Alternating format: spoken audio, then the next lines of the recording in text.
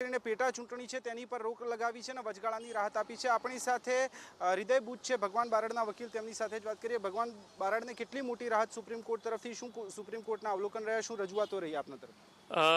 Supreme કોર્ટમાં mainly હાઈકોર્ટનું જે judgement છે એ ખોટું છે એ બાબતની રજૂઆત ભગવાનભાઈ તરફથી કરવામાં આવેલી, અને મને જે ટેલિફોનિક માહિતી મળી છે એ જોતા સુપ્રીમ કોર્ટે ભગવાનભાઈ વતી જે વકીલો હાજર રહ્યા એમને સાંભળી તથા લેજિસ્લેટિવ કાઉન્સિલના સેક્રેટરી જે હતા એમને કેવિએટ ઉપર સાંભળી અને સુપ્રીમ કોર્ટે એવો પ્રશ્ન કર્યો કે જ્યારે 7મી માર્ચે ભગાભાઈ બારડનું કન્વિક્શન સ્ટે થયેલું હોય તો પછી 9મી માર્ચે એમની સીટ કેઝ્યુઅલી વેકન્ટ સીટ તરીકે ગણી અને ઇલેક્શન કમિશન 10મીએ બાય ઇલેક્શન કઈ રીતે ડિક્લેર કરી શકે?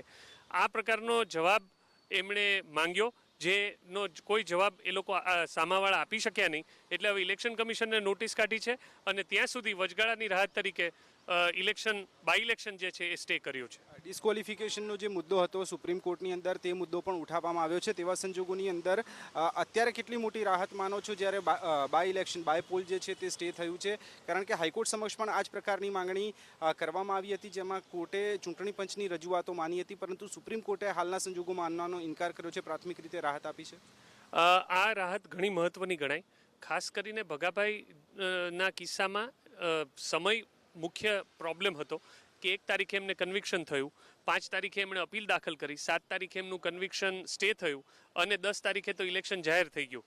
હવે એ આખી સ્ટે કરવાની વાત, કન્વિક્શન સ્ટે સાચું થયું છે કે ખોટું થયું છે ને એ સ્ટે કરવું જોઈએ કે ન કરવું જોઈએ, એ જ્યારે સેશન્સ કોર્ટ પાસે મેટર પેન્ડિંગ હોય એ તબક્કે અને બાય ઇલેક્શન જો થઈ જાય તો ભગાભાઈને ઇરિવર્સિબલ સિચ્યુએશનનો સામનો કરવો પડે।